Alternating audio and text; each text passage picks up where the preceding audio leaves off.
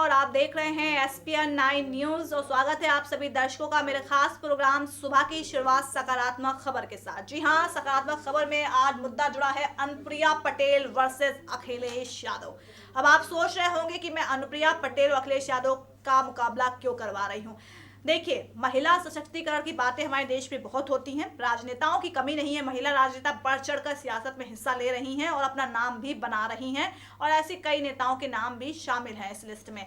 चाहे मैं मायावती का जिक्र करूं, सोनिया गांधी का जिक्र करूं, ममता बनर्जी का जिक्र करूं, जयललिता का जिक्र करूं, हालांकि अब वो इस दुनिया में नहीं रही हैं, लेकिन इसके अलावा और भी जो नेता हैं, जो महिला राजनेता जो लगातार अपनी ताल ठोक रही हैं सियासत में। अब अनुप्रिया पटेल उत्तर प्रदेश में निस्संदेह अभी उनकी पार्टी का उतना बड़ा वर्चस्व उत्तर प्रदेश में नहीं है, राष्ट्रीय स्तर की पार्टी नहीं है, लेकिन हाँ क्षेत्रीय स्तर पर उनकी पार्टी बहुत जबरदस्त जो है परफॉर्म कर रही है और परफॉर्म कर चुकी है 2014 के आम चुनावों में।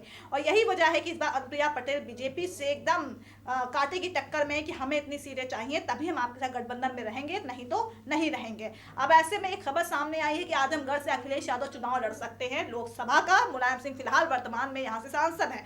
अब ऐसे में अखिलेश यादव के लिए भी बड़ी जो यहाँ पर जंग जो है कांटे की टक्कर है, क्योंकि यादव बेल्ट जो है इटावा से लेकर फिरोजाबाद, शिकोहाबाद, कन्नौज, मैनपुरी, ये सब देखिए सब यादव बेल्ट में आता है। लेकिन यादव बेल्ट से इतर अब मुलायम सिंह की तरह अखिलेश यादव भी कहीं ना कहीं अग्नि परीक्षा देने के लिए तैयार है कि वो आजमगढ़ से अब चुनाव लड़ सकते हैं। लेकिन मुलायम सिंह है और अखिलेश यादव इसके अलावा अखिलेश यादव के साथ कई ऐसी चीजें चुनौतियां जुड़ी हुई हैं जो कि कहीं ना कहीं उनके जीतने की बातों को अभी सिरे से खारिज ही कर रही। लेकिन हाँ, ये कहना जल्दबाजी होगा, हो सकता है कि अखिलेश यादव आजमगढ़ सीट से जीत भी सकते हैं। फिलहाल ये खबरें अभी आ रही हैं, आधिकारिक पुष्टि नहीं हुई है या अखिलेश यादव आजमगढ़ सीट से चुनाव लड़ेंगे। लेकिन हाँ, लगभग अंदरूनी सूत्रों की माने तो लगभग तय हो गया है कि अखिलेश यादव आजमगढ़ सीट पर जा सकते हैं। अब ऐसे में आजमगढ़ पे बीजेपी से सीधा सीधा आमना सामना है। हम बाकी दलों को अगर अभी छोड़ भी दें तो अभी सीधे सीधे उत्तर प्रदेश में बीजेपी वर्सेस एसपी बीएसपी का कांटे का मुकाबला है। बीजेपी पूर्वांचल में कमजोर कतई नहीं है और बीजेपी को कम आंकना भी बहुत मुश्किल में ला सकता है बाकी दलों को, क्योंकि भले ही बीजेपी अभी खामोश है लेकिन बीजेपी की रणनीति बाकी दलों के लिए भी उनके बाकी दलों के भी पसीने छुड़ा सकती है।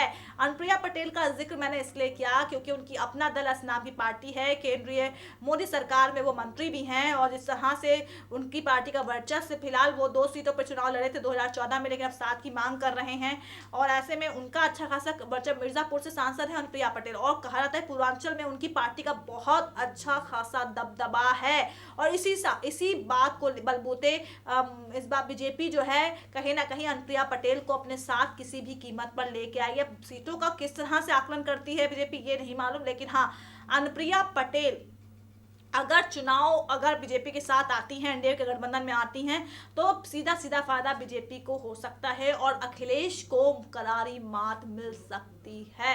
राजभर का पक्ष देखा जाए, योगी सरकार में मंत्री हैं, बीजेपी के खिलाफ लगातार बगावती सुर दिखाते रहते हैं, लेकिन अखिलेश और मायावती की नजर भी ओम प्रकाश राजभर पे है। लेकिन कुल मिलाकर यही कहा जा रहा है कि राजभर जो है वो एनडीए के साथ ही जाएंगे, वो अखिलेश मायावती के साथ नहीं जाने वाले। खैर सियासत है, कभी भी कुछ भी हो सकता है, लेकिन फिलहाल चांसेस यही हैं कि अखिलेश यादव के साथ नहीं जाएंगे राजभर।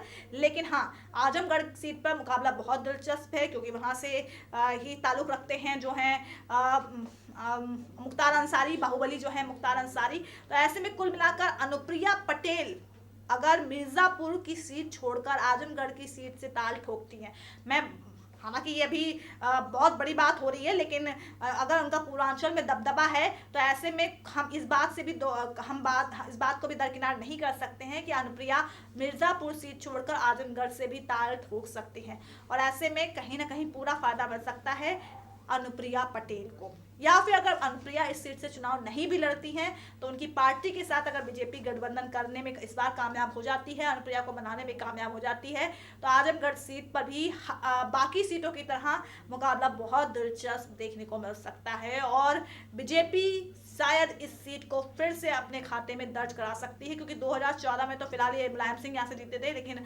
इस बार मोदी लहर में हालांकि मुलायम सिंह जिस तरह से जीते, लेकिन उनके लिए जीतना बहुत आसान नहीं था। तो इस बार बीजेपी का कैंडिडेट क्या होगा ये देखना होगा। अगर अनुप्रिया पटेल मान लीजिए एक वक्त के लिए यहाँ से हुंकार भरती हैं तो ये मुकाबला और भी ज्यादा दिलचस्प हो जाएगा और पूर्वांचल में बीजेपी की गणित बहुत मजबूत है। हालांकि एसपी बीएसपी भी मजबूती की कगार पे नजर आ रहे हैं, लेकिन बीजेपी को भी दरकिनार नहीं किया जा सकता है। तो कुल मिलाकर अपना दल एस को अगर बीजेपी अपने साथ लाती है तो अखिलेश यादव को आजमगढ़ सीट पर कहीं ना कहीं करारी मात या कांटे का मुकाबला या फिर कांटे की टक्कर देखने को अखिलेश यादव को मिल सकती हो। शायद इस बार उन्हें ऐसा लग सकता है कि शायद उन्होंने आजमगढ़ की सीट चुनकर गलत कर दिया है, क्योंकि यादव बेल्ट होती है और ऐसे में यादव बेल्ट में तो वर्चस्व निस्संदेह, वहां पर तो शायद किसी और पार्टी को जगह ही नहीं मिल पाती है। लेकिन आजमगढ़ में भी मुलायम सिंह ने जीत के दिखा दिया कि हम यादव बेल्ट से भी अलग हटकर जीत सकते हैं। लेकिन मुलायम सिंह, मैं कह रही हूँ ना, मुलायम सिंह वो अलग हैं और अखिलेश यादव अलग हैं। हालांकि मुलायम सिंह का प्रचार प्रसार करते हैं बेटे के लिए, तो जाहिर सी बात है अखिलेश के पक्ष में वो सीट जा सकती है। सपा बसपा का गठबंधन भी कमाल कर सकता है। लेकिन कुल मिलाकर बीजेपी अगर अपना दल एस को बनाने में कामयाब हो जाती तो इस तरह से अखिलेश यादव को हराने में कामयाब हो सकती है बीजेपी। ये पूरा सकारात्मक है और ऐसे में बीजेपी को करना पड़ेगी पॉजिटिव पहल, और सकारात्मक पहल ये करनी पड़ेगी कि अनुप्रिया की बातों को उसे मानना पड़ेगा या फिर बीच का रास्ता निकालना पड़ेगा, जिससे अपना दल एस के जो है एनडीए में बरकरार रहे। तो दर्शकों, आज सकारात्मक खबर में बस इतना ही। होगी आपसे फिर मुलाकात, लेकिन तब तक के लिए नमस्कार।